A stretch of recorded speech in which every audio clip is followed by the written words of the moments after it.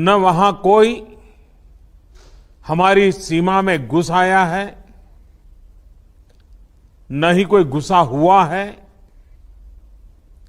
न ही हमारी कोई पोस्ट किसी दूसरे के कब्जे में है।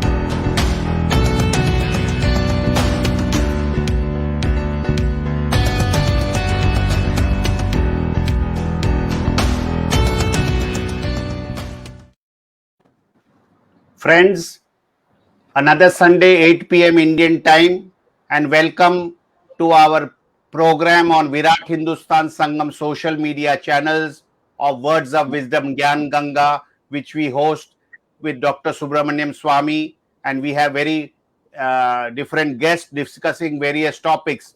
Today we have another interesting topic, and we have a guest, Ambassador 𝐒𝐴𝐢 𝐏𝐡𝐻𝐡𝐫𝐢, who is a prominent Buddhist figure born in Ladakh.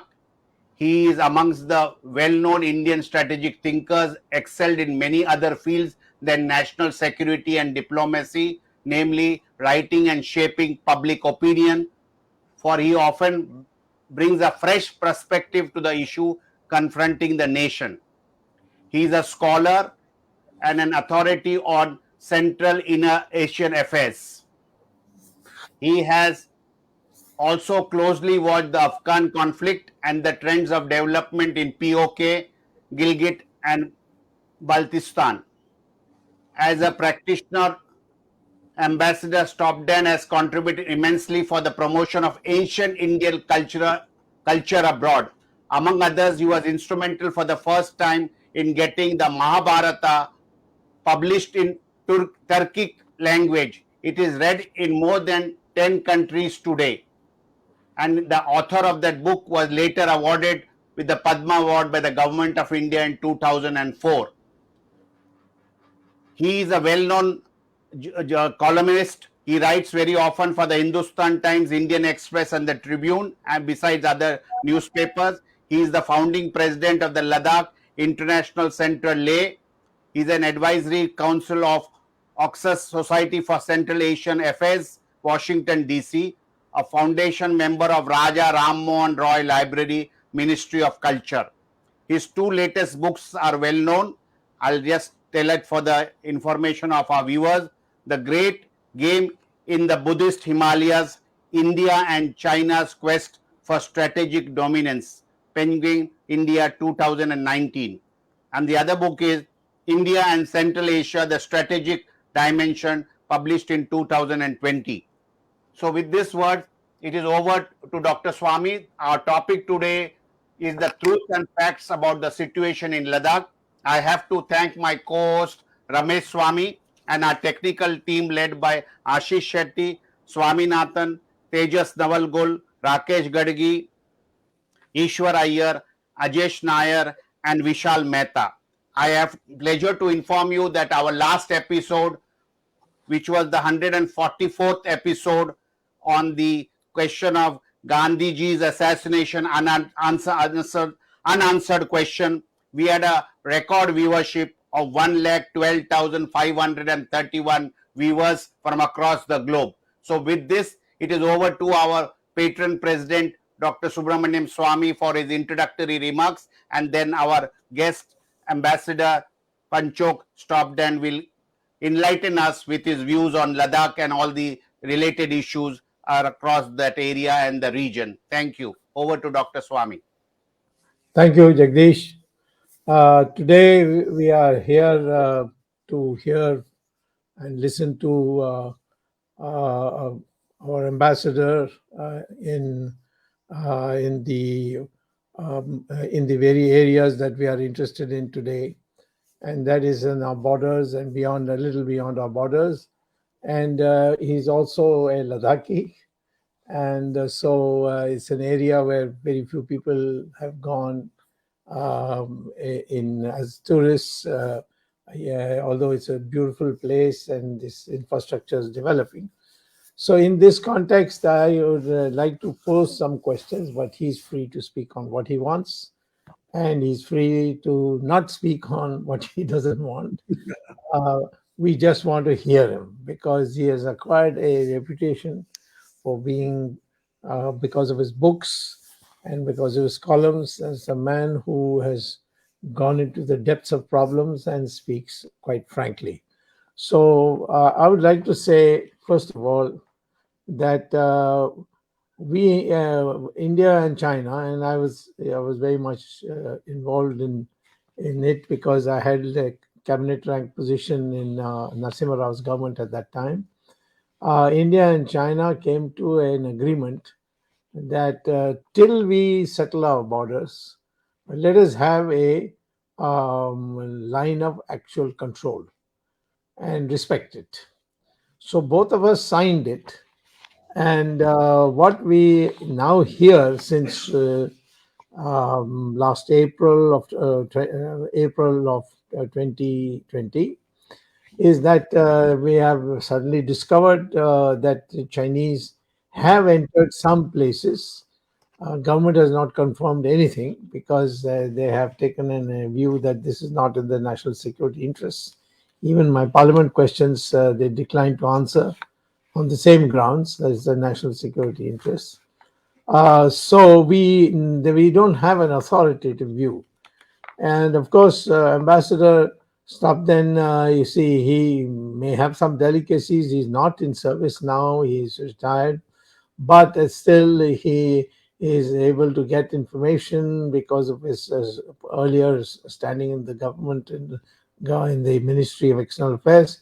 So, subject to his own discretion, I would like to ask the first question.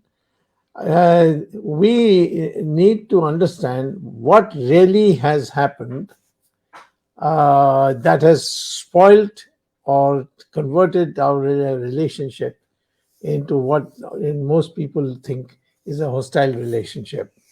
What is it that the Chinese have done, which in Ladakh, which we find as against our previous agreements and understandings, and why is the Chinese become aggressive the way they were never before for a long time? Over to you, sir, and then after you have spoken whatever you want to say, including on this question, and then at the end of maybe 20 minutes, 25 minutes or 30 minutes, then I will again ask one or two questions, and then my panel also will ask you questions, and then we'll conclude it between 9 and 9:15. So over to you, sir. We are all itching to and very anxiously waiting to hear from you because it's the first time a part of India which we never hear directly, we are hearing somebody who's a respected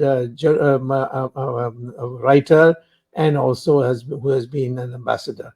So please tell us what is exactly the position in Ladakh today. Well, thank you very much, Dr. Subramaniam Swami, Dr. Shetty, and my friends there. Thank you very much. I think Dr. Swami is the greatest Hindutva in our country, greatest, I suppose. And I am a person from Himwata, the place where Lord Shiva was born. He's partly a Ladakhi. He was born that side. And I also have the credential to be a Hindutva believer. And I think it's time for the greatest Hindutva leader in our country to be in the Rashtrapati Bhavan very soon. And I think you should vacate your Rajya Sabha seat for me. Then together we can do something very nice for the country or for the cause of Hindutva.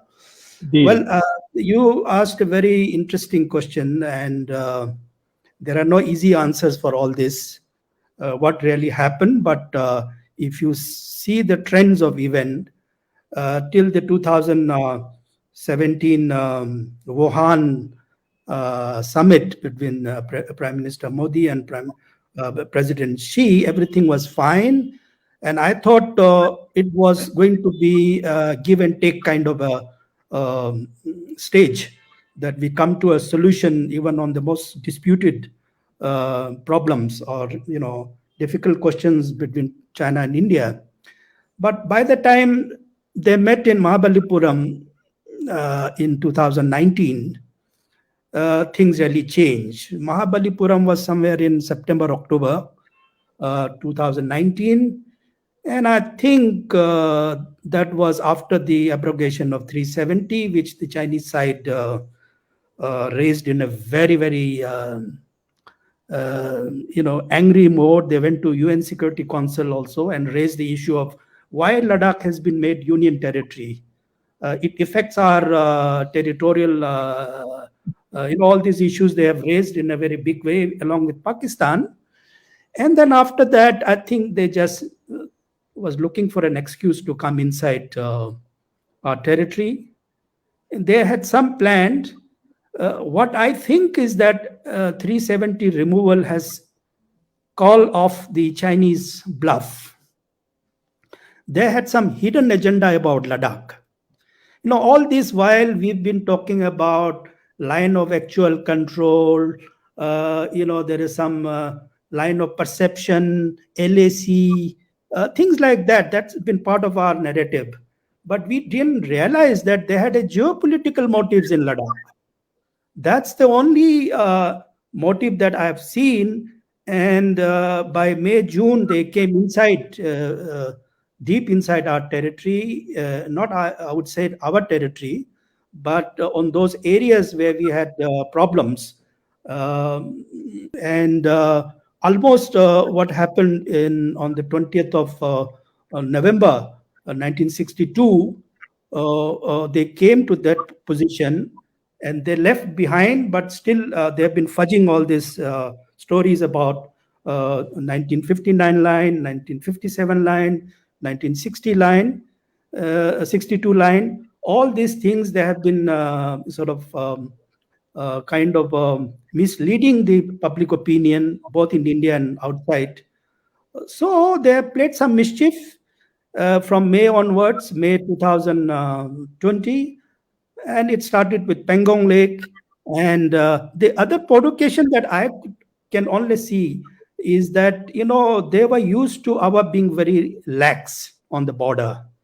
There used to be no patrolling in that area, especially in the, the northern, subsector north in Dapsang Plateau. Absolutely, there used to be a very few patrolling going on from our side because it's a very difficult area. Most of the time of the year, it is almost closed. Nobody can go there. Either it is flooded or it is snow covered. So even for the armed forces, it's very difficult to go there. Now we are building a road there. That's one provocation. India under Prime Minister Modi is doing all these things. It's a being asked. And there are a number of other bridges and roads that we're doing in that part of the area. So the Chinese are now very, very provoked. And it's not that the previous governments have not done it, but there were a lot of corruption. If you just open the Google and write about all the Shyok DBO roads and all these things, there is a CHA report. Crores and crores of rupees have been eaten away by contractors from where. But I think since 2014-15, construction work has been going in a very, very high speed. And that is one provocation. And this has been reported very clearly by the Chinese media that construction of Indian defense facilities are disrupting their Chinese border management and unilaterally changing the line of control and border area. That's the accusation they have been giving. But I would say that there could be a bigger political motives behind what they have done, and this will continue. But I would say that yes, when Prime Minister, you showed a clipping of the Prime Minister Modi's statement, he is absolutely right, because we have lost nothing. We haven't lost Galwan. Galwan was lost to China during Nehru's time. Aksai Chin was lost to China during Pandit Nehru's time. We were at PP 14 then. After 62, we are still holding PP 14 at Galwan. The Galwan Valley itself is with China. We are at the mouth of Galwan. The mouth of Galwan has a PP 14, the patrolling point 14, where we are still holding on. That incident that took place on the 20th of June or 15th of June 2020, it's at the PP 15. So there is a problem now. The Chinese are on the PP 15, and they are not moving away from there. That's a very, very difficult point. But in other area, we have seen some disengagement, especially in the Pangong area, north of Pangong and south of Pangong. But I am only worried about the subsector north, and they are doing something along with the Pakistanis now. I am only worried about that. Galwan is vulnerable, but there could be few more vulnerable points, and there is no agreed LAC as you mentioned. Till a couple of years ago, we used to have two mutually agreed dispute areas, which is Trick Height in the north near DBO. The other is in the Damchok area. These are the only two dispute points which mutually agreed. The other areas are differing perception on the line of control. Line of control is there, but my line of control is different from his line of control. There we will differ. So there is no exchange of map to say that, look, from like Pakistan, we have LOC. We know each and every point with Pakistan, where to go, where they sit and where we sit. But here in our case, in the East, we don't have a clear line where we could say this is Chinese or this is Indian. Of course, Chinese are sitting on illegally on our territories since 62. That's another matter that happened in the past.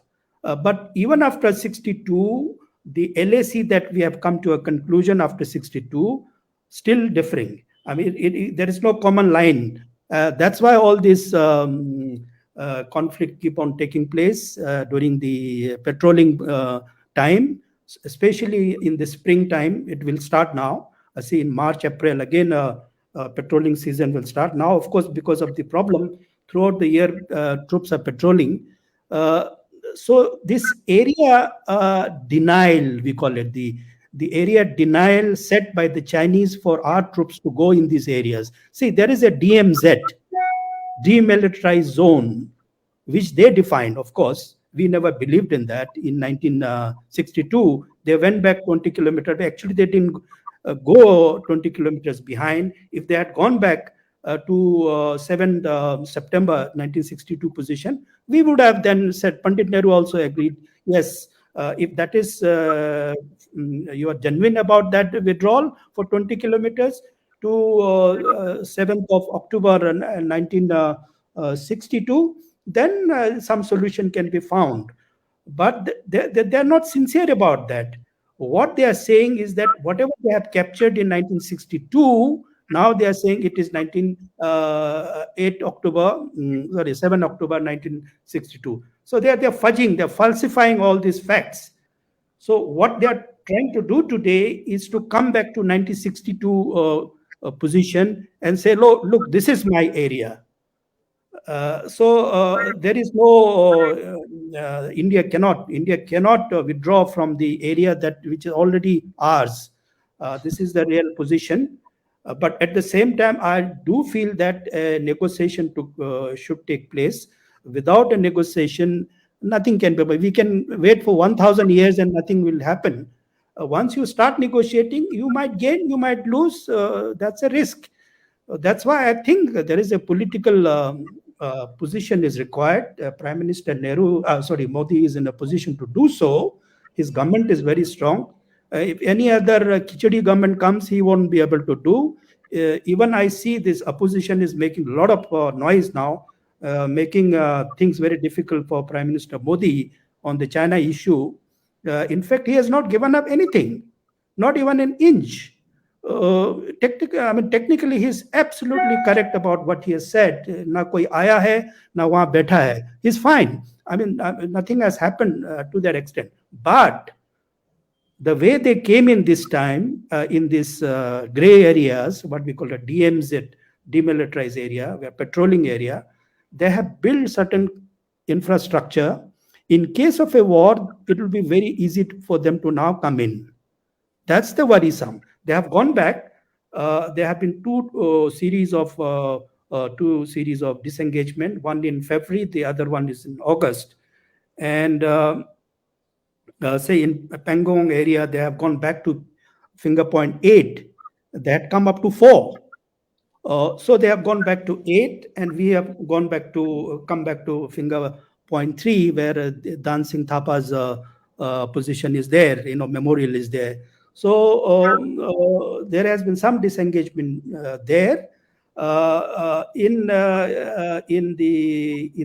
certain other area like Gogra Post, what we have a point called PP17A, that has been done in August.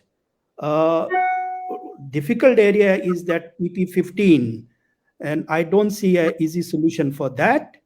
But more than that, it is the Depsang area. The stake is very high in that area, something like 1,100 square kilometer. If you are not able to regain for patrolling, it's a patrolling area. Of course, it's not a defined area. If your Chinese continue to sit there in that gray zone area, then something like 1,150 square kilometer will be gone. It's not just the area, but they will then get connected to Siachen Glacier, and then with the POK, that's a very, very dangerous situation, and we should never allow that thing to happen. And I'm worried. There is a PP13 now, where they are constructing a road, and if they do such a thing, they will come to another point like Galwan. They will touch our highway at a place called Murgo and Burse. That's again a very critical situation. We should never allow those things to happen. And if they do at that point at Murgo, then our access to Daulat Beg Ulde will be completely cut off. So Chinese are doing all these things. I don't know, but it's true that that we ourselves have not taken 𝐒𝐡𝐫𝐢 very seriously. Either we should not have claimed in the first place in 1954, or if we have claimed it, we should be able to hold on to it. Just saying that every inch of this territory belongs to us, it doesn't mean anything. I will not give an. How will you regain it now? That's the problem. The problem is negotiation, and I think it is possible that what McCarthy and MacDonald has offered in 1899, that 𝐒𝐡𝐫𝐢 should be divided between North and South, where the Chinese can keep the North, proper 𝐒𝐡𝐫𝐢, we get the Lingzithang and the rest of South 𝐒𝐡𝐫𝐢 up to Pangong Lake. That is a reasonable thing, but I don't know any discussion taking place. Chinese are also not talking about it. They are talking about 1959 line, but 1959 line is the line of 1962 when they came in. So Chinese are not budging on that. Even the negotiation will be very hard to take place, and only a political solution is possible. We don't know how to do that, but probably it's not in our hand. We are part of the now great power game, and the United States is a factor. Russia is a factor. Russia is regulating India-China conflict or friendship or whatever you want to say, and the Americans are also watching very carefully. And every day the situation is changing.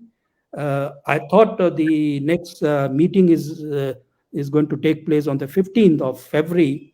But what has happened in Beijing 2 days ago on the flag bearer of the Olympics, I think then again a new action reaction process will continue. This is not the last thing to happen. We will continue to have problem here, and I don't see end of the tunnel any light, any good news coming on the eastern Ladakh side.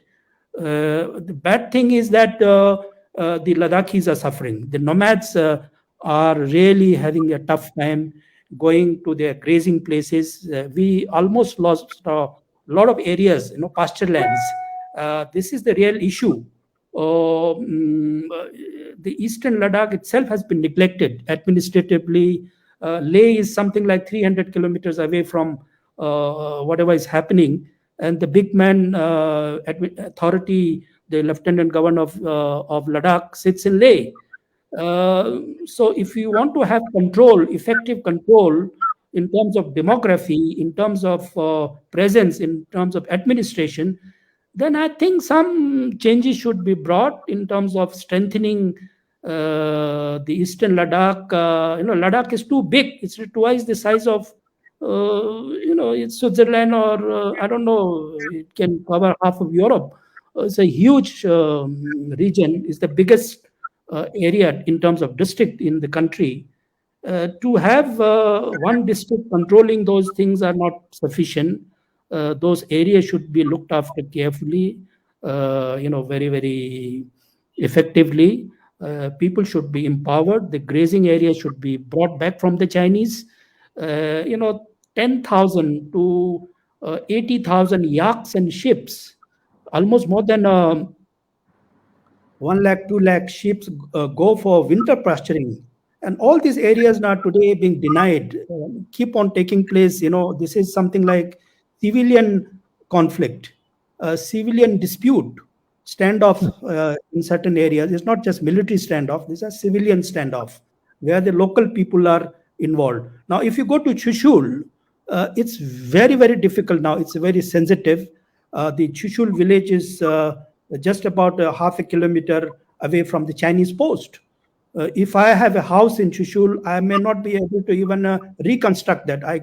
I will be in the fear of the Chinese attacking the area, so I won't be able to build a house also. So that's a very, very critical area, the Chushul area, the south of Pangong. And now the Chinese are building huge things. There's a bridge now coming up. That bridge is so critical for the Chinese, and for us, our defense will be very problematic. There's a place called Rodok on the Chinese side, about 80-90 kilometers. Now they can come to Pangong Lake within, say, a couple of hours. It used to take whole day. 5-star roads are being built. Now the bridge from northern bank to southern bank at Kurnak, that will reduce the entire distance of certain military position in China to Galwan, to Pangong, to Depsang, and they can go right up to DBO. So that road is being built, and unless India does something, India has certain options. I'm not going to spell out. These are very, very serious things. It's a military operation. All is not lost, of course, but the way things are happening, I believe now that Imran Khan is in Pakistan. He is going to sell Skardu Airport to the PLA, and PLA will be permanently sitting in Skardu Airport. There are 4-5 runways there, and you have now 6 to 7 airports around Ladakh, the Chinese military airports. We are surrounded by Chinese military airport. There are 36 or 38 helipads they are building. And I don't know how we're going to respond. We can only respond militarily if we wish to, by taking back 𝐶𝐫𝐲 Valley. There is a 59 kilometers gap from north of Siachen to Karakoram range. It's only 59 kilometers, which is a tri-junction between Pakistan, China, and India. I won't say China because they have Pakistanis have gifted away that area to the Chinese. It's called Terram Shahar. Most Indians don't know about this area. If we can retake that area, it's not much, 59-kilometer distance. And if we can regain that 𝐶𝐫𝐲 Valley, parts of 𝐶𝐫𝐲 Valley, then the Chinese, Pakistani, that nexus can be broken easily. Otherwise, they are building big highways. It is not just G314. Now they're building a new road, which will be south of the Karakoram. Whatever they have today between India and China and Pakistan is north of the Karakoram, and then going into POK. What these people are now trying to do is to build a road south of the Karakoram, and through Siachen Glacier, they go into POK. That's a very dangerous proposition. Then Leh will not exist. The Nubra Valley will not exist. They will be in the Indus Valley, and the situation is over. One should not see such a kind of a bad scenario, but we should be always prepared. And what I see is that there is no expertise, there is no understanding about Ladakh. Looking at Ladakh only through military point of view is not enough.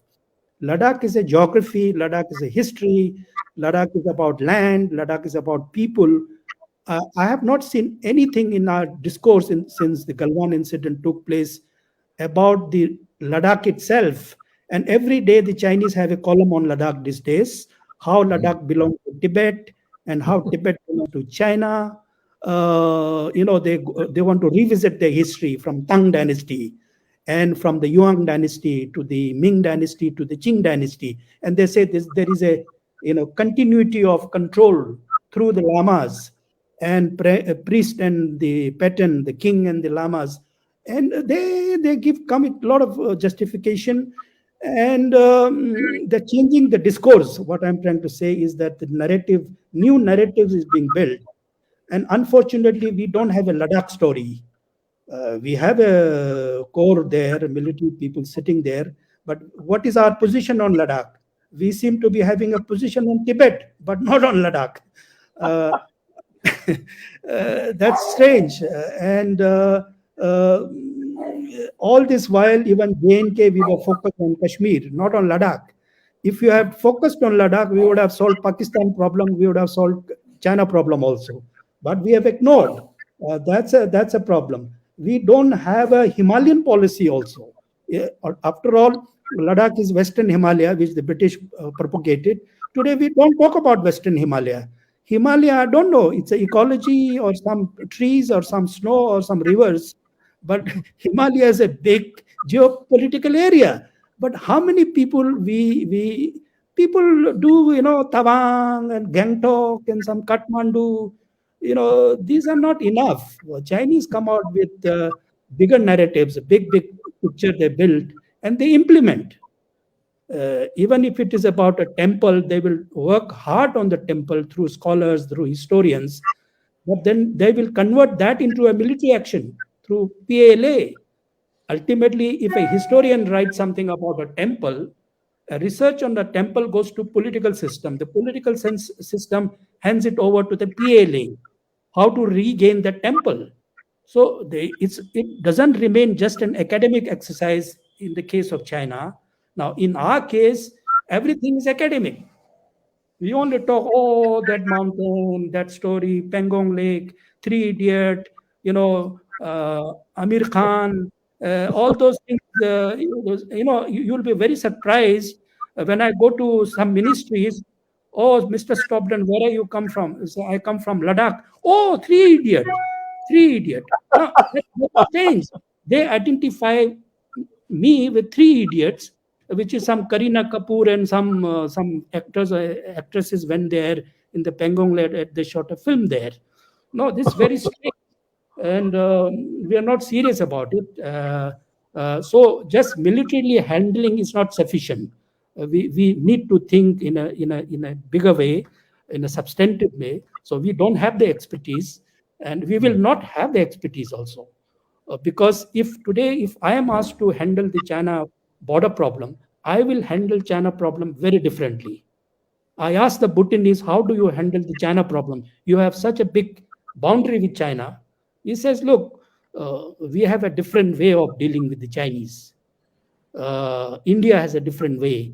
But unfortunately, there is no Ladakhi inputs in the boundary management. It's all handled by armed forces or ITBP or MEA. These are only hush-hush things, secret things. We don't get to know what is happening, what is not happening. So I would suggest that Eastern Ladakh should be given a focus, not that we should ignore Northern Ladakh and Western Ladakh, or even Southern Ladakh called Zanskar and Nubra and the Kargil. These are very, very important areas. But Eastern Ladakh is going to be a permanent conflict area. I wish it doesn't become like a permanent conflict like what we've seen in the valley. If the Chinese intend to convert Ladakh into a permanent conflict zone, then it is not in my interest, because I have a lot of tourists coming from all over the countries. I want them to come there and not to make this area a disturbed area. We can prevent it. We should not allow this area to become like a, unstable area, which will kill our industry, the tourism industry and other whatever industry that we have. So beyond that, if you have any other question, I will be very happy to answer. Sure. Thank you, sir. It's a very scintillating and very logically placed thing. We really enjoyed a lot of new information. I'll start with the questioning, giving questions thing. Then my colleagues will take over after you've answered some of my questions. You can answer any question you wish. You need not answer any question you don't wish to answer. Now, first of all, this Pangong Lake, they are building a bridge. And now I'm told that I've heard this here and there, that Chushul has the best airport of Ladakh. And the Chinese have got their eyes on it. Do you think that's correct? Number two, as a part B of that, why did we give up Kailash having occupied it? Do you think that we gained anything out of it by giving it up? And when they are not giving up anything, what are we doing in giving it up? And finally, you see, Depsong is vital because if you look at little left on the map, it goes very close to that area where which is all ice, that you mentioned, Siachen, and which we have spent a lot of lives to protect and keep with us. But it will become very easy for them to take over Siachen. So I would like to know whether the Depsong thing, Depsong presence of China or China around the nearby, would you say that in terms of protecting us from our overall national security consisting of dealing with Pakistan also, whether we should be doing something more in Depsong area? And finally, one of your colleagues, the former foreign secretary, Mr. Gokhale, wrote a book in which he said that Russia is a junior partner of China. And a lot of others have also said it. The Hungarians have written, research institutes have said it. And generally speaking, I also find by looking at the statements of Russia, they seem to be very keen to see that not to be on the other side of China. So how can Russia possibly mediate between us and China when they are a junior partner of China? This is one question which you may not want to answer, but I couldn't resist after your comments. You say that the Chinese say that this part of Ladakh is part of Tibet, that part is part of Tibet. Do the Tibetans agree with this? Especially so many Tibetans are there in India. Do they agree with this? So how can the Chinese claim it when the Tibetans have not claimed it? Over to you, sir. Sir, you're absolutely right. We used to have a airstrip at Chushul in 1962. But after the war, we abandoned it. What I heard when I was young was from the villager in Chushul. I've been to Chushul a couple of times. So the Chinese objected that when the aircraft landed at the airstrip, the shadow of the airplane fell on the Chinese territory. It's so close. I mean, right at the bank of the border, the airstrip is there. So we stopped using that airstrip. It was built in the 50s or something. I just got to know from an American colleague who dug out a video of 1947, couple of weeks before we got independent, in which Maulana Abul Kazam and Abdul Kalam and the creator of Pakistan, what's his name? Pandit Nehru and all these guys were sitting together, and they were sending a mission to Chushul to create an airport to launch an attack on China. This was before independence. Surely those airports have been built around that time during the Cold War period. Now I don't think it's very difficult. And when I asked an official here who were concerned with the road building, they were telling me that we will build a big road like you do in Gurgaon, Delhi type of a road where aircraft can be landed. So there is a plan, but now they are sitting there. We have given up Kailash range. You are absolutely correct. But I don't think that was a mistake. Kailash range, we had to withdraw it because we had to gain something in the north of Pangong. North of Pangong, they had come up to finger 4. Almost they have reached finger 3. And they built roads there, permanent roads, something like 4-5 kilometers long road. And it was very difficult to push them back to finger 8. So in the process of bargaining, I think we had to take a call on the Kailash range. And I won't say that is the lost case because we can easily take it back. They're so vulnerable. The Moldo is where the garrison sit there, the Chinese garrison. We can take it in 5 minutes if you want. So it's not a very strong argument to say, I've been asked this question by so many people, why we gave up Kailash range. We are so stupid. We have lost the advantage.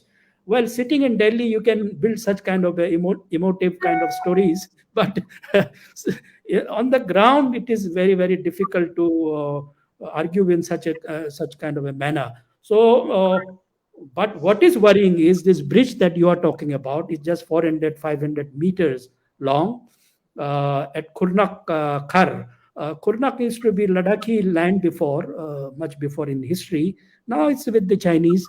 And they are building from there, from the north to south bank, a 400 meter, which will reduce the total distance now to something like 200 long kilometer will be shortened to just half a kilometer. So the travel distance would be from 1 day to just 2-3 hours. So that's a big advantage for them. If they have such kind of strong motives now, then I think they have a plan, long-term plan to capture many other areas. Obviously, it becomes so vulnerable militarily. The other areas like Indus Valley, Xiao Valley, these are river valleys. If the whole purpose of the Chinese has to push the Indian troops south of the Indus and the south of the Shyok River. That's a very dangerous proposition. We should never allow that thing to happen. And we must think out of the box. I don't say that we should have a military answer, but we should start thinking about all these area much more seriously in political terms, in terms of scholarship, in terms of understanding this area, knowledge about the Chinese. I don't see any good sinologists. Ambassador Gokhale is fine, but Ambassador Gokhale doesn't understand Chinese psychology, Chinese history, Chinese philosophy, Chinese mind. If I spend 2-3 years in China, I don't become China expert. You have to baptize there yourself to be Chinese, eat Chinese food, have good. Understanding China is not a political science subject. It's not an easy subject. Understanding China, you requires at least you should know Sanskrit or Pali language. Half of their mind is conditioned by Sanskrit. Maybe I would say 10 to 20% of their mind is controlled by Confucius, stories, but the majority, 7 to 80% of their brain and thought process, psychology is conditioned by our Pali, Brahmi, all the literature that went from here. We taught them ethics, we taught them philosophy. They were barbarics like Mongols. So we must understand we ourselves don't speak Sanskrit. That's a tragedy. And I think next president of India should be a Sanskrit knowing president who should be sitting in the Rashtrapati Bhavan. And every institution should be headed, especially those who deal with China, should compulsorily know Sanskrit and Pali. I don't know why we shy away from, the Sanskrit is a language of God. The Chinese say, if you ask the Chinese, why do you learn Sanskrit? They says, no, it's a language of God. If I go to heaven, I will talk to the gods and the goddesses. So there are such deep thinking is required. Unfortunately, I don't see, I'm not a China expert. My expertise in Central Asia. I do talk about some border situation because I belong to that place and I'm affected directly. My welfare is affected. My life is affected by what the Chinese are doing. So I do take some interest. But I speak 3 Chinese languages. I speak Mongol. I was in Mongolia. I speak Tibetan and I speak the Uyghur language. And I can say that I don't know Mandarin, but I know enough about what Chinese are doing in other places, not just in Ladakh. One point I would add to what you just said about Sanskrit. There was a very famous poet in China called Hu Shi. He was the president of Beijing University and later ambassador to UK or Britain, as it's called. He gave a lecture at Harvard University, titled "The Indianization of China: A Case of Peaceful Borrowing from India." And he just describes exactly what you said. Today, when Indians read it, they can't believe it. But I'm glad that you have brought it out for our viewers. And I think this kind of thing should be propagated. No, if we believe in our own thoughts, in our own philosophy and language, the others will start respecting us. If you like a slave, if you speak in English, unfortunately, you are an Indian. I am also an Indian. We speak in American language. It's a very sad affair. It's a very sad situation. I'm not a proud, I don't feel proud to speak to you in English. It's my compulsion because we have been trained like that institutionally. I was never taught Sanskrit by anybody. I would have loved to learn it. But if we don't respect ourselves, don't believe in our own history, religion, culture, the others are not, don't expect others respecting you. Now, I don't. You have excuse me. You have a Hemis Gompa in Ladakh, somewhere beyond Leh. You heard of that monastery, no? Hemis Gompa. Oh yeah, it's the biggest. It's the biggest. 45% of our revenue land is owned by that monastery, and the head of that monastery is a Chinese citizen. Unfortunately, he lives in Lhasa. And he must be around 88, 89 in his last stage, and his rebirth has to be found, and I am concerned about that. He's not returning. I don't know why he's not returning. He was here in 1950s Again, he came in 90s for a short while. Then he's a married man. He lives in Lhasa in Chengdu in Sichuan province. His name is 𝐒𝐶𝐫𝐢 𝐏𝐡𝐻. He is the chief of that monastery. I'm seriously concerned about that. And I don't want anybody else to control that area except our own people. Unfortunately, most of these religious places are not in our control. That's a very, again, a serious problem. And I wish not to talk about those religious issues, which are, again, linked with politics. But unfortunately, people do not understand religion has a different meaning and politics has a different meaning. If you mix up, then your result is something else, a very cocktail kind of a result. It's not a very pleasant thing. So this Himis thing is a very serious issue. I think government of India should be concerned. So far, nobody has consulted me except the Americans. Of course, the Americans do talk to me where they're going wrong. But the Indian government never asked me where the Indian government is going wrong. They said, we know everything. We know everything. We need to ask you. And that's a tragedy. Well, I can say that because I'm not in the government anymore. But if I was in the government, I will also not ask anybody else. I will pretend as if I know everything. So sinologists are lacking, sir. Yes. Well, Ramesh, you want to ask any questions? Can I say something on the Russia thing? Yes, please. Go ahead. You have to. I don't think Russia is a junior partner of China. I asked this question to the Russians in Moscow 2 years ago, and I keep on having this webinar with them. Said, you can call us aunt of China, not junior partner. And they are not genuine partner. I would say they are not genuine friends. Just as Pakistan and China are not genuine friends, they're compulsion. You can say India and China are not genuine enemies. But Russia and China are not genuine friends. Certainly they are not. They have long border history.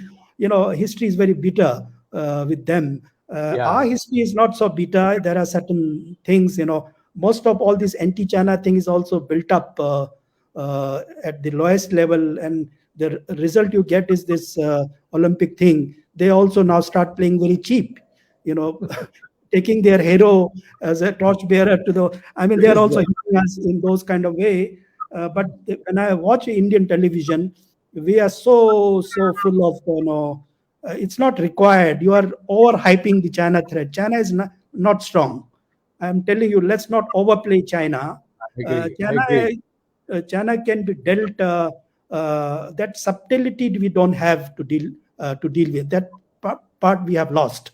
In our psyche, our diplomats, I don't know how they are good at. I can't criticize our diplomat, but the subtle manner in which we used to handle diplomacy, that I think that tradition is gone. Maybe generational gap is there.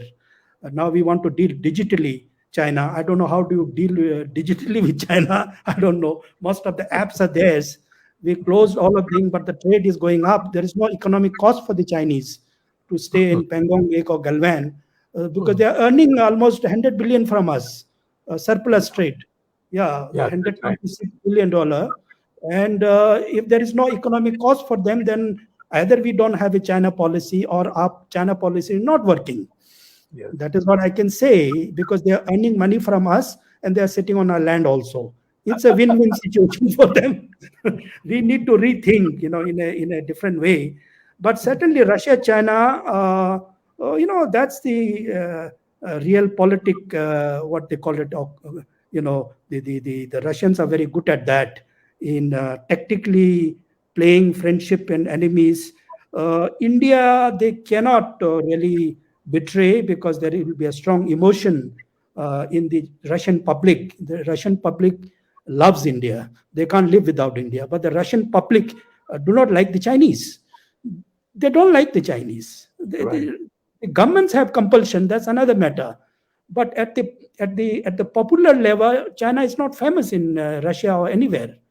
But I don't see even in India, even Prime Minister Modi loves Russian. I think we all love Russia, whatever we may say, but they don't harm us in a very nasty way like the Americans do. Every now and then they raise issues. And I'm telling you, don't forget that we could save Kashmir because of Russia in the 50s and the 60s at the UN Security Council. They're the ones who always stood for us. And when we were asking for all these big things, nobody gave us except the Russians. Okay, today, 21st century, India looks rich, so everybody is offering a lot of things. But this will. But I believe in the long run, after Putin, things will change. Putin is so smart that Putin will not make India and China a close friend. Putin is also smart enough that China and United States don't get along. It's a very, very clever leader. I think what is happening in Ukraine, and he is playing very nicely. And so far, please don't forget that everybody thought it is a tension between between China and United States. And suddenly now this has become a Russia versus United States. He has stolen the show. The global show he has stolen. It's no longer much about China and United States. China has gone into the back burner now. But I believe on Wednesday there's going to be a Quad summit where the Americans are again now saying, no, we have not forgotten China. We will contain you and we will contain Russia also. Now, if you are part of that dual containment strategy, then I think it's not a good thing for us to get trapped into the big power game. We should play our own game. We should maintain our autonomy. So I don't think that Russia is the junior partner. That's not a correct way to interpret. One can say like that, but they're very upset when you say these things. Right. Okay, Ramesh. Yes, sir. Thank you, Mr. Stobden. You mentioned something that the government is not ready to listen to you. First, they have to acknowledge that there is a problem before we start listening. So the first step is probably they have not acknowledged that there is definitely a problem. And you've explained it beautifully in multiple places, and you pretty much focused in Ladakh area. What was surprising to me in this talk, Dr. Swami, was that he said about the religious places, how China is taking advantage of it. And we are completely losing taking our eyeball out of that and thinking more, that China is going to be big, large, and this and that. And you've mentioned it so many times, Dr. Swami, that China is very easy to deal with China in terms of militarily. And I think Mr. Stobdan is also echoing that, saying that we should not be quote unquote afraid of China per se. But Mr. Stobdan, do you have any idea on Arunachal Pradesh, or is that something that you focus only exclusively on Ladakh area? Well, I think Arunachal Pradesh, internally they have surrendered. They don't think that they will get it back from India, and we can't give it back also. The tricky question is the Tibetan issue is much more linked with Arunachal than in Ladakh. But now you can always say that Ladakh has equally come into that category. Ladakh, every minute, every second, the word Ladakh is circulating on the Google trillion times, which makes Ladakh very, very like Hong Kong. Like I heard about Hong Kong, the Xinjiang, Taiwan, all this problem, but Ladakh was not a strong dispute kind of thing. But if you tell 100 times lies, then it becomes truth. True. That is what's happening. And if you prolong the conflict, then you end up in a different kind of a problem. Why do you allow Ladakh to become a geopolitical issue? And once Ladakh is gone, then it's, there is Pakistan, there is Russia in the north, then a whole lot of complication with Islam and other things.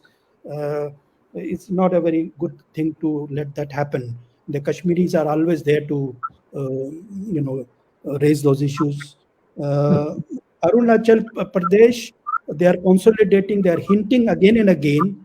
This boy recently who was we lost on the other side, he said he's an Indian. That means that they didn't say he's a Chinese, at least. So they acknowledged that that boy was an Indian. So invariably, indirectly, they hint that it is Indian, but they are not. We are not ready to compromise on Aksai chain and other things. So it's a complicated thing. That package deal which Deng Xiaoping offered, we rejected. I think we should review it. And I strongly believe, I'm a proponent of those that dialogue is better than deterrence. You know, you can say it's a Buddhist approach, but I also study military. China has gone too ahead. That doesn't mean that I demoralize Indian army, but practically, I think everybody knows that Chinese have gone ahead with the military modernization. They are prepared. They have come with a new law on the border issues, including on the Arunachal Pradesh. We are yet to think about this Himalayan belt. We mixed up. I think we are playing into the Chinese hand. We got trapped into the Chinese discourse of confusing Himalaya with Tibet. No, Himalaya is a mountain range. Tibet is a plateau. You can have a cultural overlapping kind of a thing, but even here, the Britishers who tried to draw boundaries, whether it is McMahon line or the Johnson line or whatever line they drew not on cultural basis. They drew on the basis of watershed principle, a geographic principle. How Himalaya is different from plateau on the other side is that this is unified by monsoon. Himalaya get monsoon. In Tibet, there is no monsoon. And then they anglicize the Bhutanese, the Nepalese, the Ladakhis, the Sikkimis. Everybody south of the Himalayas, they thought it's their frontier. And that's why I think the British strategists were very clear about frontier thinking in their mind. Today, I don't know what is our frontier. There is no frontier policy. There are some states in the Himalayas, Uttarakhand, Himachal Pradesh, and we deal politically with them, with different chief minister. Elections are held. But to handle Himalaya that way will be very tricky because Himalaya is now claimed by the other side also. And, this making the Himalaya a little bit hazy is not a good thing. We should have a very clear idea. My understanding of what American think is that they need to liberate Tibet, and why not? They should liberate Tibet from China, but the matter doesn't stop there. The Americans say that part of Tibet is in India also. So then the problems will come. Once the Americans start sitting in Lhasa, they will think about Sikkim, they will think about other places, they will think about me. Of course, if I become a citizen on the other side, maybe I become a big man, I don't know. But here I have to compete with 1.3 billion people. That side I will have to compete with 6 million people or something like that. So what I'm trying to say that I believe in a system where as a Ladakhi, I feel more confident in India because it's in a garden where there are a lot of flowers. A Tamilian doesn't threaten me because a Tamilian can never become Ladakhi. A Ladakhi can never become a Malayali because our roots are very different. But in China, a Stobden can easily become Shuangshua or something like that. They will eat me up. My name will be another addition in their dictionary, in their vocabulary, and there will be 10 million Stobdens in Tibet. So, it will be very difficult for me to retain my identity. I'm quite happy with India, and I will not like to, at whatever cost, lose my nationality as an Indian. And thanks to General Zorawar Singh, we became part of this. Unfortunately, yes, none of our Indian people talk about the history of Indian claim over Ladakh. Who claimed Ladakh? Ladakh was before. No, now you can say it is part of India after the instrument of accession by Hari Singh. But before that, we were not part of India. Yes, Mughals came, Aurangzeb came there. He helped us a lot in the 17th century. Then the Sikhs came, these Dokras came. They went up to Mount Kailash. That's the core of Indian civilization, and we don't talk about it. He was beheaded in Tibet by the other side, the Manchus and the Tibetans. But that's not part of our narrative. And I tell you, if at all we should have a Tibet policy, is to get our Mount Kailash and Mansarovar back. Great. Yeah. Otherwise, India itself is not complete. India is incomplete without having, don't forget that in October when the instrument of accession in 1947, October 26th, Hari Singh has signed that instrument of act. He called himself as the Shriman Indra Mahendra Raj Rajeshwara Maharaja Dheeraj Shri Hari Singh Ji Jammu and Kashmir Naresh Tatha Tibet Adi Desha Dipati, which means that he is not just the ruler of Jammu and Kashmir, including POK, of course, but also the areas of eastern Ladakh, including 𝐒𝐡𝐫 as well as the territory he controlled inside Tibet.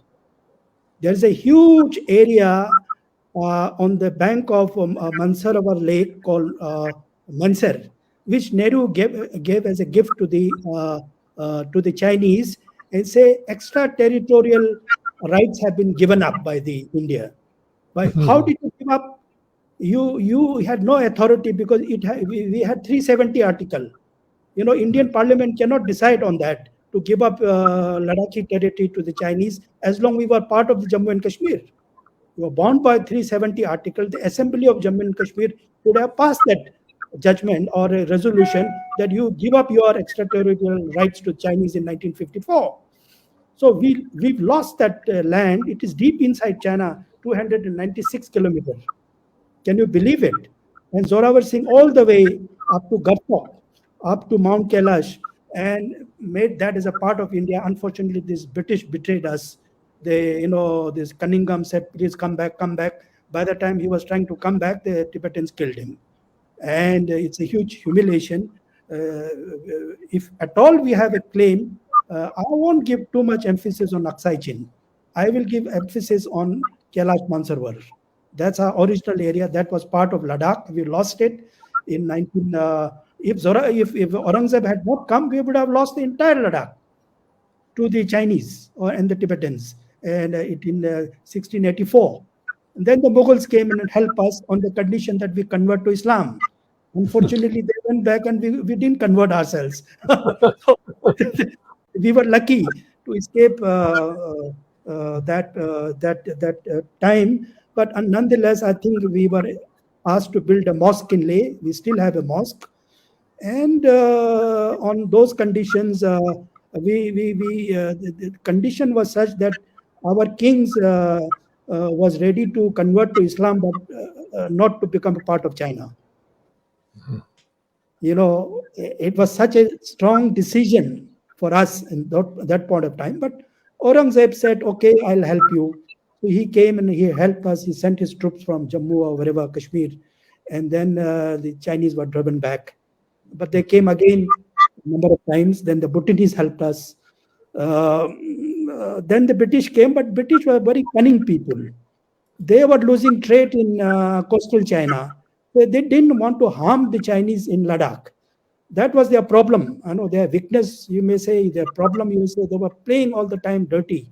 But although only one gentleman called William Moorcraft, he is the only person who said Ladakh is so important, we should take full responsibility in the defense and the boundary and everything. But all other British officials were cunning. They were mercantile interests they had. East India Company was looking for some business somewhere, and they relaxed on Ladakh. So we've been a victim of the British, mercantile interest, and that will continue. In Arunachal Pradesh, I would say, I don't think they expect us to give it back. They will continue to make a lot of noises. These name-changing exercises keeps taking place now. You see, they have Sinified or Tibetanized these names in Arunachal Pradesh. This time, another series of names have been changed. But Arunachal, the Tibetans cannot say this is theirs because we have liberated. It was not a part of Tibet, it was a colony of Tibet. So the British went there and liberated from Tibet itself, and we forced them to sign that 1914 Shimla Agreement. It's been part of it's a long history. It's a long history, and I don't think we should allow that thing to happen. But if you let the Tibetans go back to China and then keep saying that Arunachal is part of Tibet, then it is difficult for us. Then they should stay here and don't say anything. That's a problem we have. Ladakh is a complete different. It's an empty area. They are taking more and more area as a bargaining, so that in some stage they will use it as a bargaining chip. They will be ready to withdraw provided we give up some other point somewhere else. So the Chinese are master of deception, and they continue to play these games. Right. I have a question. Yes, sir. I have a question. You have narrated to us on various issues, and you have put it how tension is on the border. But why do you think our Prime Minister must have, what do you think the Prime Minister must have discussed in these 18 meetings with his counterpart, the Chinese counterpart? And then, as you have mentioned all these things, what could have been the discussion on these 18 meetings which have taken place between India and China? Because the meetings took place, cordial atmosphere, and all of a sudden this tension happened in 2020. So what must be the meetings all about? You see, Prime Minister Modi has been to China so many times before he became Prime Minister. Yes. As Chief Minister of Gujarat also, he has been there. He was very impressed with we all are impressed with the development that China has done, not just Prime Minister Modi. So, Gujarat model and all that development model, all these things, of course, he must have taken a lot of inspirations from the Chinese approaches. And initial meetings were not just bilateral, but these were multilateral platforms where he must have met most of the BRICS summit or SCO summit or G20 or some other climate change meeting, things like that. But the focus those days was more on the investment, bilateral relationship. And then he also played the soft power game. He went to Xi'an. He played the Buddhist diplomacy also.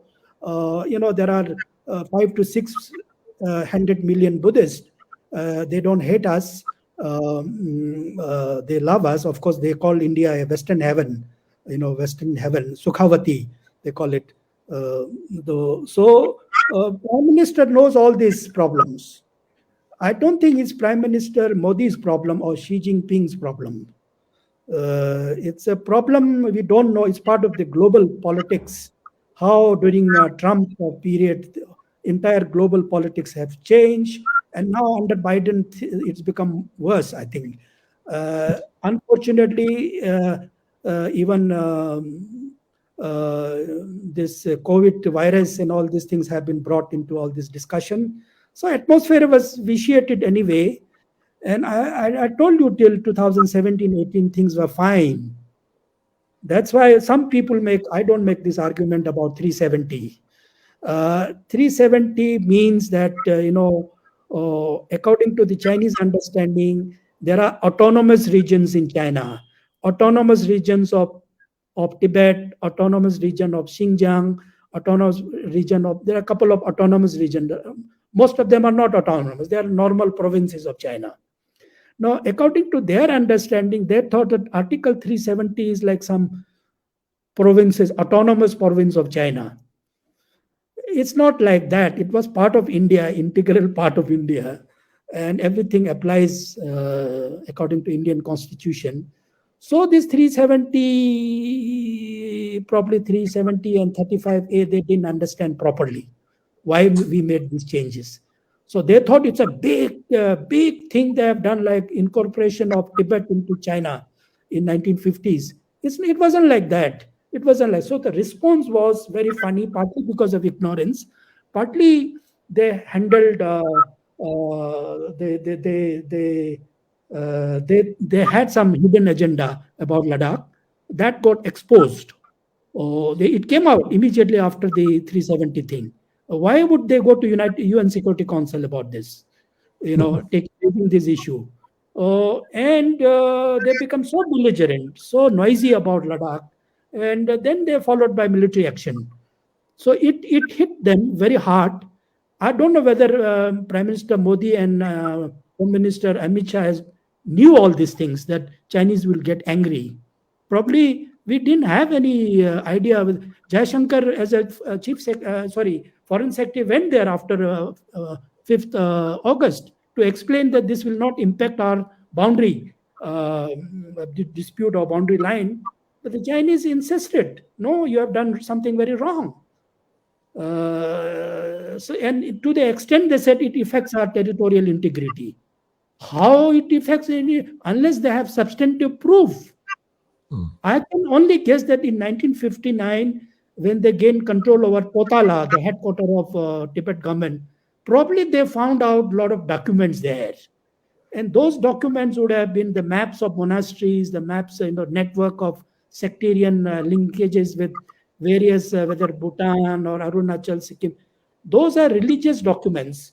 And those religious documents, the Chinese, again, the stupidity would be to translate that into a political story, which they are very good at, because from the Manchu days and the Ming days, it's all Chinese nationalism is, again, it's a religious-based nationalism.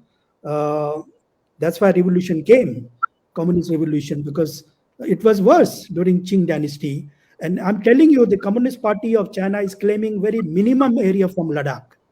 When I went to Taiwan a couple of 10 years ago, I said, "Oh, Mr. Stockton, you are from Ladakh." "Yes, I'm from Ladakh." "Oh, next time you don't need to come with any visa. You come just like that. You are company citizen." What I'm trying to tell you is that before the Communist Party came, it was the Tibetans, the Manchus, the Mongols who are ruling China. This minority Chinese. The Manchus are minority in Manchuria. Mongols are from Mongolia. Tibetans are from Tibet. And their claim area go up to South Siberia, to far east of Russia, to South China Sea. South China Sea was claimed by Taiwanese much before the PRC claim. That is why I'm saying, even on Ladakh, the nationalist Chinese claim is much more bigger than the Communist Party's claim. So we haven't studied all these things carefully. If Communist Party goes away tomorrow, and if there are strong nationalist Chinese come to power, they will say, up to Zojila Pass is mine, or Shimla is mine, because their history is quite different from Communist Party of China's history. So these guys are more ideological, but the other guys are more nationalist. The nationalists can be far more dangerous than the communists. Are very control ideology. They see their party interest. It's a different equation altogether. The nationalists can be very difficult for us. So we need to think in a different way, in a comprehensive way. Not that Communist Party is, but Communist Party is just in the name. Nobody is communist today in China. Everybody is a Buddhist. Every Communist Party offers send money to Dalai Lama or some officers, or they came in the newspapers. They send money to Panchen Lama or some temples and the monasteries for their good luck, for their good family luck, for money, prosperity, and promotion in the Communist Party. The ICCR chairman, former chairman Lokesh Chandra used to say that the roots of Communist Party is the Buddhism. The roots, the ground level roots. Like in India, if you have a BJP party, the roots are coming from somewhere else. There's also Sangha there. So there are Buddhist Sangha in China. We also have Sangha here. The Sanghas are very powerful. They define the politics, the contours of politics. Communist Party is just a superficial nomenclature. They have to keep it. They have to keep it as a relic. But the dynamics of the Chinese politics is, I think, it is driven by much deeper underpinnings. Those are could be religious, but they try to distinguish between religion and superstition. Certain things they don't like and they dub it as superstition. Certain things that say it's religion. For most outsiders, they say, oh, China is anti-religion. But the Chinese Communist Party know that religion is very powerful source for the survival of Communist Party of China itself. So they won't touch religion. What they will do is certain magic power, certain, this black magic or, superstitions which can harm the minds of the people to join the Communist Party of China. Those things they are doing. So they destroy certain temples, which they think they are doing some tantric exercise or something like that. Sir, I have another question to you. What do you think will happen on the Chinese front and Indian front, diplomatically and military, in the next 1 year? Can you just make give some idea to the viewers? What do you foresee in the next 12 months, and especially the coming winter, the coming summer on the border? If you think that the Chinese have not gone for full-fledged war against us, I think Winter Olympics are holding them. They told the Russians also not to attack Ukraine till I finish my Olympic. So they always look for timings. If you are looking for that kind of timing, immediately what I can say is that now after the Winter Olympics, they will again start flexing their muscles on the Ladakh border. Right. The infrastructure, the kind of things they are building on the other side, there are two military districts there. One is the Xinjiang military district, the other is Tibet. Somewhere near Pangong Lake, it gets divided between Tibet and Xinjiang. But it's a Western military command. The kind of preparation which is going on there, I cannot say it is only meant for Ladakh only. They think that from Depsang to Pamir mountain, it forms one security belt for them to check extremism, ISIS, Taliban, militancy from Afghanistan. They have a wider perspective on this military aspect. So while on the Russian and the Central Asian and other front, Chinese are dealing diplomatically through Shanghai Cooperation Organization, through economic dealings, through cooperation. On the Indian side, they are doing conventionally. Military convention methodology is used for managing the China-India border. But on other fronts, there is not much action taking place, say, on the Afghan side. They have some preparation going on, but they don't talk about the penetration of Taliban or Islamic terrorists into Xinjiang. It's not part of their discourse. On the Xinjiang, there are 3-4 countries there. They deal with those countries quite differently. And most of these countries have gone for the Olympic game. Our Prime Minister has just had a summit with them, but they have went to China also. So you can see they love us, but they can't live without China. That's a problem for most of the countries. They're in debt now. Immediate terms, it's very difficult to predict Chinese behavior. It's a very opaque way of dealing with us, especially with India. The last border meeting, which took place the 14th round of talk, I think last month or early this month, was that they come out with very trivial issues like, your media is very noisy. Tell them to keep quiet. They're telling our military commanders, And why your VIPs are keep coming here, in the border areas? So they always looking for excuses. They keep on changing their goalpost. So you can't predict the Chinese. And I think that if the meeting was scheduled to be held on the 15th of February now, 1 week ahead, I'm not very sure that meeting will be held because what happened on the Olympic thing, India will rethink about, it's an insult. Well, the Chinese can do whatever they want to do. We have our own right to look at that Olympic issue in our own way. What will provoke them, I suppose, is that coming Wednesday there is a Quad meeting, and I think our foreign minister is going again. Chinese thought we forgot about Quad, but the Americans are raising Quad again, and there will be summit next time in Australia or in somewhere. It will continue. So I say action reaction, syndrome will be there. One cannot predict what will happen. Only thing is that it will drain our resources. That's a worrisome. I know the cost of keeping 50,000 troops there in such a difficult area. The Chinese also not so easy for Chinese either. And let me tell you, the feedback that I get from our own troops, Ladakhi troops, is that they don't have that kind of a military training. They are, very, very fragile troops. Maybe technologically they may be savvy, but they are not battle-hardened soldiers. They can be defeated very easily. That I can assure you. One good thing has happened after Galwan incident, and especially this figure has come out. We knew about this figure. My expectation was 43. Now it is, the Australians are saying 38. My sources says that 43 bodies were counted, lifted by helicopters on our side by the Chinese helicopters.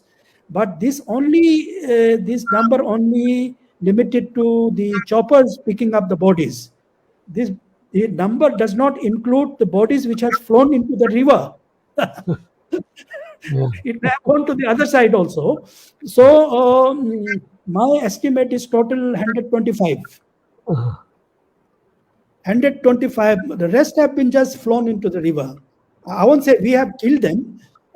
They just they slept from the mountain into the river with the boulders. They had injury, and the river was frozen, almost like a cold zero temperature. Even in June, it remains zero there.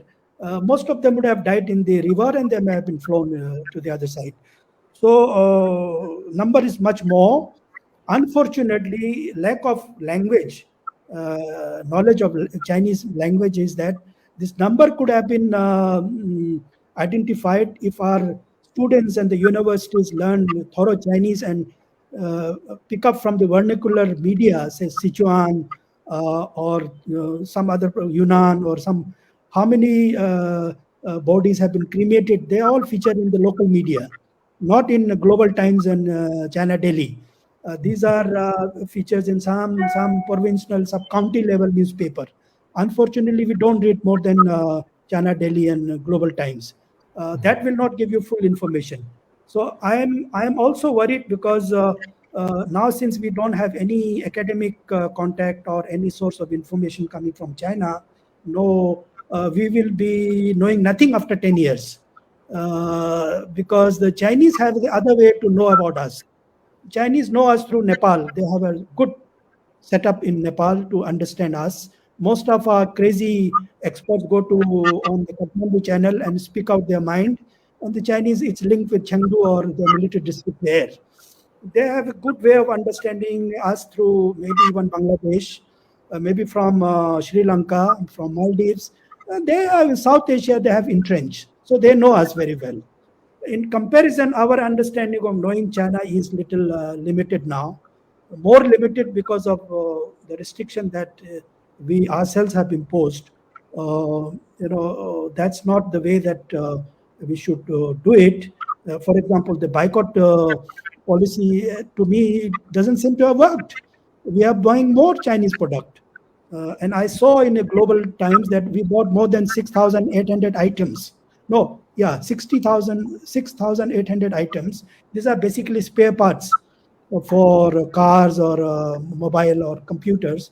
And the Global Times said, at least you buy all such big items from us, you assemble and sell it to third country and make money. That's what the Chinese are offering to us. It's, might as well buy from us and you make money by assembling them and selling it to third countries. So this is a curious thing. We need a very, very, very thorough understanding of China.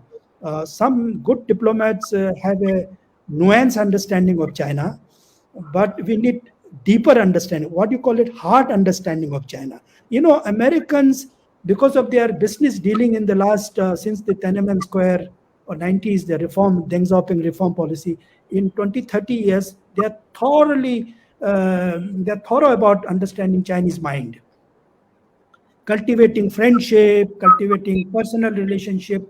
This is what matters in China. We don't apply those mechanisms, and as a result, the Chinese score points on the negotiation also, and they get feedback from the Americans. Have a different feedback. The most of the companies, corporate, would be supplying information to the American system. So if the Adanis and the Ambanis are well entrenched into the Chinese business market, we should be using them. What they do in China and how they wish to deal with China. So the nation is also, the nation benefits from their experience. People, executives who go there, well, we can stop going there, but those people should do business. Make money from the Chinese. If Chinese are rich, we should make money from the Chinese, not the other way around. Mr. Stoughton, one last question, and then I want to go to Dr. Swami. You said that, we didn't lose that much land, but you were saying that the farmers or the nomads were finding it difficult to have their cattle graze and things like that. Why is that? If they've lost land, or are they not allowed to go beyond a point? Or I just wanted to know what really is the issue there. It was one of the questions one of the viewers asked. So yeah, that person must be knowing the answer also. He seems to be a knowledgeable person. So this kind of incursion actually took place after the death of Deng Xiaoping. After 62 war, in the 70s they kept quiet. There was a lull. During reforms period in China, Deng Xiaoping open door policy, Chinese didn't do much in the border areas to trouble us. Once he died, then they started looking at us in a very different way. They started having very assertive policies, and they started with capturing our nomads' pasture land. Pasture land, we don't have summer pasture land. We have winter pasture land. You know what is winter pasture land? In winter, there are no greeneries anywhere. So what happens is that during summer, the fodder, the grass grow in the plateau, and then by October it is covered by snow. So by December, January, we take our cattle, we take our sheep and livestock in that area, and the sheep and the animal themselves dig out the grass under the snow. These are in hundreds of kilometers, and lakhs of animals go there for looking for winter food for them. And the Chinese push their nomads on those neutral pasture lands where we used to graze. The Chinese also push the Tibetan nomads for grazing. So we used to have conflict all the time, every summer, every winter. Up to March, this problem occurs. I'm sure during now the Chinese New Year starts, there are exchange of gifts also. There are problems also. So we can say it is a civilian conflict. The military doesn't get involved. But I won't say these are LAC. These are in the Koyul sector, in the southeastern, in the Demchok sector, where I think the grazing land mutually used, I mean, for both sides. We have stopped going there now because the Chinese have been asserting. Now the border is so tense that nobody wants to take risk. If I am the military commander, I will also not risk sending our animals and and nomads into that area, because it will create another situation. Is that neutral land? Are you saying it's neutral land, or is it Chinese land? No, these are disputed. These are lines. These are areas. There are no defined position. There are, everything is unclear. It can be yours. It can be theirs. You also claim. They also claim. So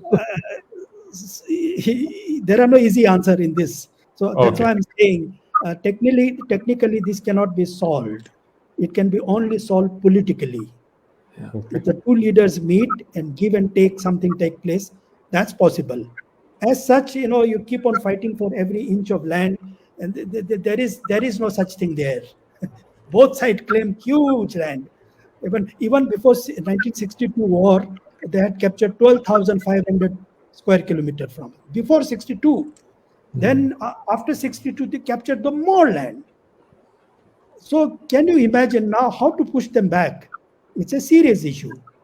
And it's not easy to push them back also. Let me tell you and frankly speaking, in our psyche, 𝐒𝐡𝐫𝐢, to me, it was not mine. I used to go there only to collect some, lake salt. We don't have sea. We have these salt lakes. So we used to collect during winter. In the autumn, you go and collect salt, and we come. But we don't stay there. Even the military don't go there and stay there. So we didn't go beyond 𝐶𝐲 Valley. These are, dead bodies are there. Old skeletons are lying there. This used to be a trading route, which Ladakhi's king closed it because we were conquered from that area by the Mongols all the time, not by the Chinese. We were conquered from the north by the Uyghurs, by Tungans, or by the Kalmuks, by the Zungars. These are the people of those nomadic Mongols used to invade us from that route, from the Galwan Valley, from 𝐒𝐡𝐫𝐢 plateau, and they used to go up to Tibet. So we were, in fact, now there are a lot of Chinese books coming that how the Chinese bribed the Ladakhis to keep a watch on the Zungar Mongols so that they don't invade the Chinese in the 17th century. And these are written by Europeans also, like Italians and the French. They keep coming out with these sources from the Manchu history says that Ladakhis were bribed by the Chinese to be a spy, where the Sikhs are coming, the Kashmiris are coming, the Uyghurs are coming, the Mongols are coming, because we are at the center pot, we are at the strategic place where everybody meets in Ladakh. All the big civilization meets in Ladakh. All the religion meets in Ladakh. All the geography meets there. So Chinese understand the value of Ladakh. Unfortunately, British India partly understood, partly didn't understand. But then independent India left Ladakh on the mercy of Sheikh Abdullahs and the, all those creatures who are in Kashmir. And they didn't care. They were obsessed with their valley. Ladakh, they thought, is a burden for them. They never took care of us. Now I think we are a union territory. It's a very good thing. We are very happy about it. But at the same time, I think once now you have created union territory there, you should do it properly with certain amount of institutional and the constitutional safeguards, and also certain amount of weight. Just creating on paper is not sufficient. Chinese are watching at this area very closely, and if you mishandle that area, it will be very, very, not a very good job. Thank you. Thank you, Dr. Swami. It's almost an hour and 40 minutes now. I mean, you've been watching China for 30, 40 years, okay? So we'd love to hear some brief thing from your side, and then maybe Jagdish can conclude it. It's hour and 40 minutes. Fascinating discussion. Yeah. Dr. Swami, before you proceed, as Mr. Stockdale has told us, there could be a conflict, or China will start asserting. So we also want to know, in perhaps your closing remarks, if there is a conflict on our border, full-fledged conflict localized to the border, what could be the outcome? How would our military perform? We want to know from you in your answer. Then Mr. Ramesh will wind up. Thank you. But well, look, I come from partly a defense background. I worked in a defense thing also, And when I talked to my colleague, said we can easily defeat them. Yeah. We can give them a Agreed. bloody nose. A bloody nose we can give them. We are not 62. That's a standard answer I get. But that has to be verified and tested. We actually haven't fought, but then they cite, this Natula incident of something, something, the other incident in Arunachal Pradesh. So they seem to be very confident, and it's a good thing. Indian military is very tough, but it's not going to be hand to hand again. Fighting a war is not a easy thing unless we're very sure about winning it. We should not even think about it. It's not a. It's not a. That's why you said you don't leave things to the military journals to decide what to do. There is a saying on that. I will not opt for military option, but yes, we are capable. Only thing is that we have not sufficiently modernized our Indian army. Modernization of Indian military has not taken place. If you look at the Chinese, they have gone ahead of us on everything in Air Force, in Navy, maritime.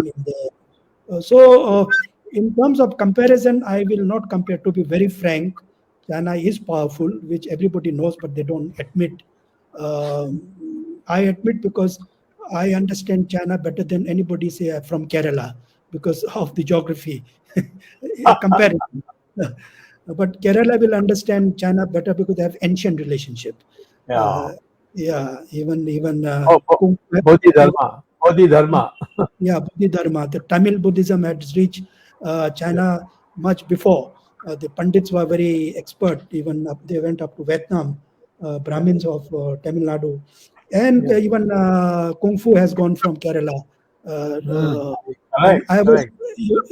I was told that during the wedding, when we give a silk sari to your daughter, that has also been started from Kerala because of Chinese silk used to come to Kerala. Yes. And then I was told in China that no Havan was complete without a Vastu coming from China those days.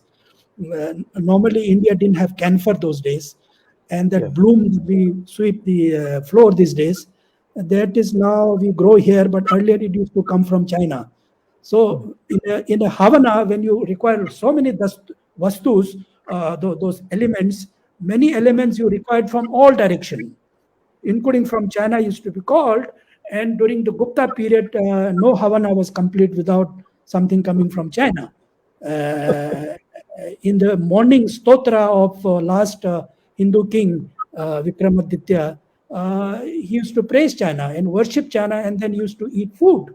After offering his stotra around his breakfast, that plate, Kashmire, Kabule, Sri Lanka, China Deshe, and then he used to invoke his own god.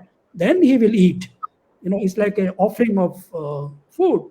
So it's part of our disposition in our mind, which we have forgotten. But if you read the Gupta period stotra of every king, you will find all those things, how it is so important for us. But unfortunately, when the Mughals came, Bakhtiyar Khilji and all, burnt all the universities of India where the Chinese used to come. Once those universities were burnt out, then nobody had any interest in coming to China, to India. Some came to Kerala and Tamil Nadu through the ocean, but the land route was closed because everything was destroyed. Takshila went away, the Nalanda went away, all this Saravasti went away, where the big universities, Sanskrit, Pali used to be. And the Chinese were vice chancellor of Nalanda University also. Right. And when the king used to be ordained in the Forbidden City, the chief priest of Nalanda used to be taken for a couple of months traveling to China to ordain the king. Those are the tradition, Bodhidharma, like for example, is for them. But to bring all those things story in the modern times is very difficult. Very, very difficult. And it's a new generation, they don't want to learn also. I find it very difficult to bring some meaning in our relationship. Obviously, we will not remain enemy all the time. we should interact. It's a big neighbor. We can't be friend, but we can be, we should stay as a neighbor, big countries. And we had history, 2000 years. The Chinese ambassador in United States, when Clinton was there as well, he said that, India ruled over China for 2000 years without sending a single army. They were asked, if you go to China in the interior part, they still at your feet. He said, you come from my God land. So I worship you. Tianxi. Yeah. So what can we do? But obviously, Communist Party is also responsible for destroying all those elements, and we cannot blame ourselves. They are also fully responsible.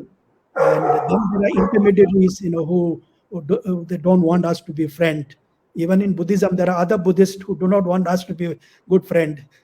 Because that Buddhism and our Buddhism is different from the third Buddhism. That's another problem. And I tell you, even if it is Communist Party of China, Chinese Communist Party is working on the future of the Chinese are building on the basis of Buddhism. If you read Gokle's article, you'll find that every policy is Buddhist driven, meaning saying that if you want to if you have control over Buddhism, then you have control over Asia. And if you have control over Asia, then you're going to have control over the globe, world. Basically, not just Buddhism is not about religion or some philosophy. Buddhism is about market. It's about industry. It's about corporates. It's about, it's politics actually. So therefore, the Chinese have already spent $6 billion in search of the future Buddha, what you call it, Maitreya Buddha. He says that Siddhartha Gautam Buddha is a past Buddha, historical Buddha. It's an Indian Buddha. So they are looking for the future Buddha. So they want to find him in China. So they are doing research, including the Western philosophers are involved in this. I know about it. Every year the conference takes place. And one day you will find that the Maitreya Buddha is being born in China. And we are still talking about who is going to be the next Dalai Lama. They are thinking about the next Buddha himself. And, Buddha is next. Buddha would be reincarnation of Adi Buddha, Buddha himself. Adi Buddha. Dalai Lama would be a reincarnation of Avalokiteshvara only, who is only Bodhisattva, not the Buddha. So there is a different dynamics happening there. Unfortunately, we don't study these things. Even I don't study. I see, morning, evening, some here and there, some websites here and there. It's a very shoddy understanding of China, but it's a fascinating subject. Well, we can go on for days with the kind of data bank and knowledge bank that our ambassador has displayed in this short time. And I think what we need to do is perhaps call you back in April after more events have taken place. I fully agree with you that the Chinese secretly have a lot of respect for India at the local level. When I had studied Chinese during my college years, and while my practice is weak, but I still remember a lot of these Chinese sayings. They used to refer to India as Shitian Jungo. Jungo means Middle Kingdom, and Shitian means the Western God. Tian is sky and God and so on. Similarly, they used to say to those people who came from India and spoke Chinese, they used to say to them, Tiempo pa, tipo pa, jo pa, yangwetse huisho junga hua. That is, do not fear the gods, do not fear the devil, but do fear the foreigner who speaks Chinese. So I think one of the ways to develop fear is to learn Chinese, learn and deal with them in their own language. And so what you have said, what the thing you laid down, I think you gave me advice that I should go to the Rashtrapati Bhavan I'm giving you advice, please come to Parliament, because if you are in Parliament, we'll have a completely different perspective in no time. So maybe I was telling you in a lighter way, not serious manner. For myself, I don't think I can ever become Rajya Sabha or something like that. But if I get an opportunity, yes, we need to change the discourse in a different way. I'm quite tired with this television debate. I feel very sorry for our own countrymen who are fooled every day on some pretext or the other. They make a lot of noise. Um, yes. So it's not good. Yes. Educated people should be there. Knowledgeable people should be there.